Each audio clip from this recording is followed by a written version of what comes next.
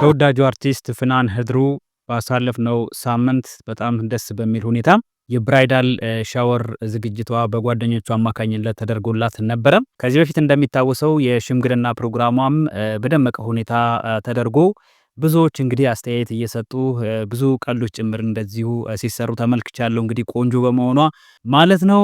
ፍናን አሁን ደግሞ በጓደኞቿ አማካኝነት የብራይዳል ሻወር ፕሮግራም ተዘጋጅቶላታል። እዛም ላይ እንግዲህ በርካታ የሆኑ እንስት አርቲስቶቻችን ተገኝተዋል። እንግዲህ ይሄ ብራይዳል ሻወር በዋናነት ሙሽሪት ወደ ትዳር ዓለም ከመግባቷ በፊት ለሷ ክብር የሚደረግ የደስታ መግለጫ ድግስ ነው።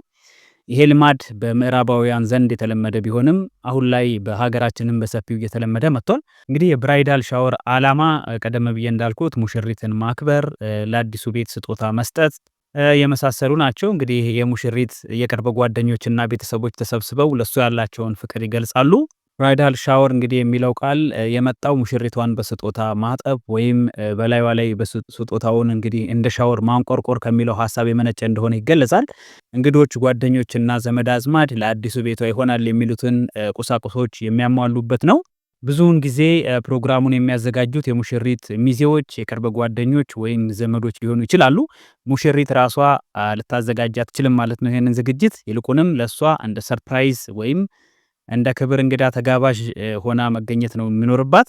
በዚህ በብራይዳል ሻወር ዝግጅት ላይ ምግብና መጠጥ፣ ጨዋታዎች፣ ስጦታዎች እንደዚሁም ምክርና አንዳንድ ኤክስፒሪየንሶችን ሼር የሚደራረጉባቸው አጋጣሚዎች እንዳሉ ተመልክተናል። በተለያዩ አካባቢዎች ወይንም ደግሞ በተለያዩ ቤቶች የተለያዩ የሆኑ ፕሮግራሞች ቢኖሩም ነገር ግን ደግሞ አንድ የሚያደርገው በዋናነት የስጦታው ጉዳይ ነው። በሀገራችን አሁን ላይ እንግዲህ በሆቴሎች፣ በካፌዎች ወይም በቤት ውስጥ በድምቀት ይከበራል።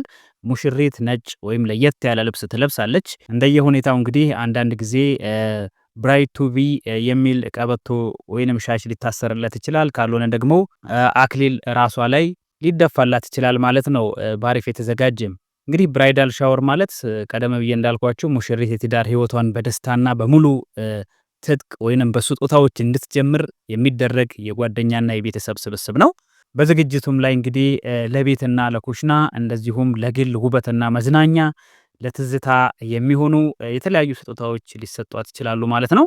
ታዲያ ይሄ የብራይዳል ሻወር አሁን ላይ ከውጭ የመጣው ይግነን እንጂ ቀደም ሲልም በሀገራችን በተለያዩ አካባቢዎች ትንሽ እንደው ከአንዱ አንዱ ለየት ሊል ይችል ይሆናል እንጂ ብቅል ሰበራ የሚል ፕሮግራም እንዳለ ለመመልከት ችያለሁኝ። ለሰርጉ የሚሆኑ የመጠጥ ጥንስሶችን ጨምሮ ሌሎች የሰርጉ ዝግጅቶች በይፋ የሚጀመሩበት ነው። ይሄ ብቅል ሰበራ የሚባለው ሰርጉ 15 ቀን ሲቀረው ሰዎች ይጠራሉ። እንዲደርቅና ምልክትም እንዲሆን ተሰቅሎ የቆየው ብቅል ይወርዳል።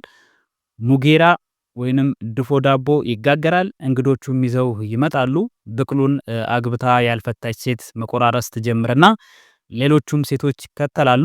ድፎው ይቆረሳል፣ ቡና ይፈላል፣ ወተት ይቀርባል። ሙሽሪት በተገኘችበት ዱዓ ይደረጋል። ትዳሩ የሰመረ መጨረሻው ያማረ እንዲሆን ይበላል፣ ይጠጣል። ከዛ እስከ ሰርጉ ባሉት ቀናት ማታ ማታ የሰፈሩ ኮረዶች እንዲሁም ጎረቤት ተሰብስቦ ይጨፈራል። ሚዜዎች ሙሽሪትን ያጫውታሉ። ሚዜዎች በሰርጉ ዋዜማ ሙሽሪትን አጅበው እንሶስላ ያሞቋታል፣ ያሳምሯታል። የሰርጉ ቀን ጠዋት ጥፍር ቆረጣ ይካሄዳል። ያው እንደምታውቁት ድፎ ተጋግሮ በሙሽሪት ጀርባ ላይ ይቆረሳል። ስነ ስርዓቱ የወፍ የብር አበባ ተብሎ እየተጨፈረ ፈንዲሻው፣ ቆሎ፣ ቡናው ቀርቦ ይቀጥላል።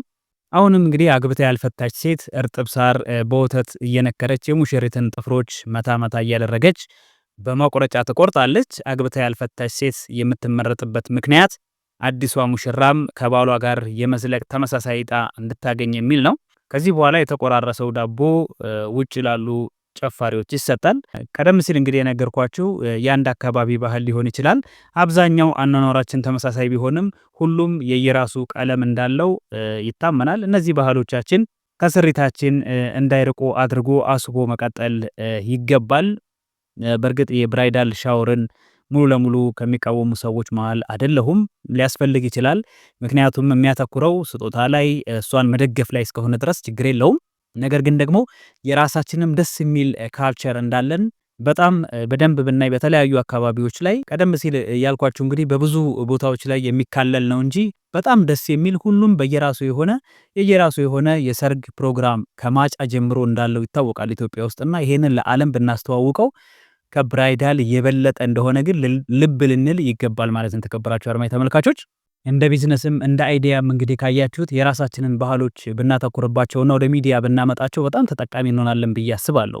በዚህ ላይ ሀሳብ ያላችሁ ሰዎች በተለያዩ አካባቢዎች ላይ የተለያዩ የሰርግ ፕሮግራሞችን ከማጫው ጀምራችሁ ወደ ሶሻል ሚዲያ ላይ ብታመጡት በእርግጠኝነት ቫይራል እንደምትወጡ ምንም ጥርጥር የለውምና በራስ ባህል በራስ ማንነት ደግሞ መኩራት ከዛም አልፎ ደግሞ ታዋቂነትን ማግኘት ይቻላልና በጣም ደስ የሚል ነገር ነው። እንደምታዩት እንግዲህ ብራይዳል ላይ ምንም የተለየ ነገር የለውም። አሁን የሰርግ በሉት የሽምግልና በሉት የአበባና የዲኮር ማአት ካልሆነ በስተቀር ያን ያህል ፕሮግራሙን ዲቴይል ልናየው አንችልምና የኛ ደግሞ ፕሮሰሱ እያንዳንዱ ነገር በጣም በጥንቃቄ የሆነና ትርጉም ያለው ነውና ይሄ በጣም ደስ የሚል ነገር ነው።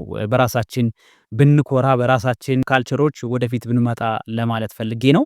ተወዳጁ አርቲስት ፍናን ሀድሩ በጣም ደስ የምትል ከዚህ በፊትም እንግዲህ ነግሬያችኋለሁ በሌላ ቪዲዮ ላይ ዲሲፕሊን ያላት ልጅ በብዙዎች ዘንድ የምትወደድ ምርጥ እህታችን ነችና እንኳን ደስ አለሽ እንኳን ለዚህ ያበቃሽ ለማለት በድጋሚ እወዳለሁኝ። እንግዲህ ሰርጉ ከፊታችን ጥር ላይ እንደሆነ ነው ለማረጋገጥ የቻልነው። እንግዲህ በዛ ሰዓት ደግሞ አድርሶን በድጋሚ ስለ ሰርጓ ደግሞ የምንዘግብበት ቀን ይመጣል። ደስታዋን ለእናንተም እናካፍላለንና በጣም ተወዳጅ የሆነች ልጅ ነች አርቲስት ፍናን ሀድሩ። የተወደደችበት ዋናው ትልቁ ነገር ደግሞ ፌመስ ስለሆነችና ፊልሞችን ስለምትሰራ ወይንም ደግሞ ቆንጆ ስለሆነች ብቻ አይደለም። ያላት ዲሲፕሊን በስራ ላይ ያላት የስራ ፍቅር በብዙ ባርት ውስጥ ያሉ ዳይሬክተሮች ጭምር ሲናገሩ እንሰማለን፣ ጓደኞቿ ጭምርና የተረጋጋች ከፍቅረኛዋ ጋር አሁን ባለትዳሯ ከሚሆነው ባሏ ጋር ማለት ነው ለ10 ዓመታት በጓደኝነት የቆየች እንደሆነች ከዚህ በፊት ተናግረናል።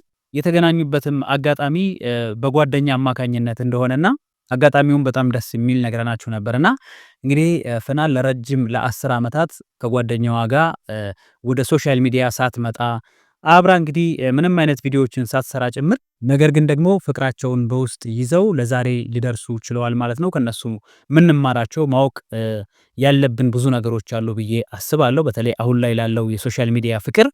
የተከበራችሁ አድማጭ ተመልካቾች ስለሰማችሁኝ ከልብ አመሰግናለሁ። በድጋሜ ለፍናን እንኳን ደስ አለሽ እንኳን ያደረሰሽ ለማለት እወዳለሁ። መልካም ቆይታ